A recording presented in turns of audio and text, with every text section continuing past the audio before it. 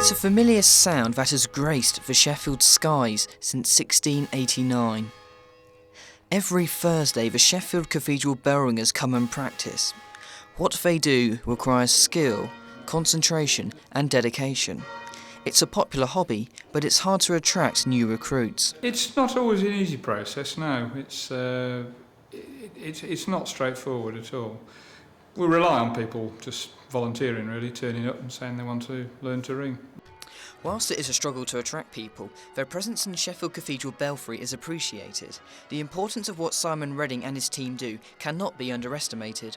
I particularly recall a couple of weeks ago, Remembrance Sunday, when we had what's called a half muffled peal, how moving it was to hear the bells in that half muffled way on a significant Sunday of the year.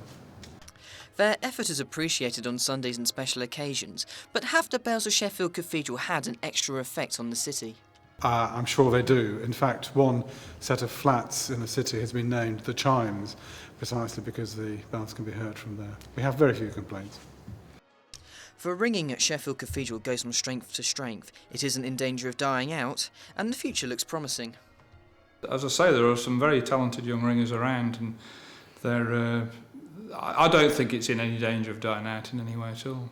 The best people to learn to ring really are youngsters, because they pick it up quickly, and of course if you get them hooked then you've got them for life, so you've got a ringer for a long time.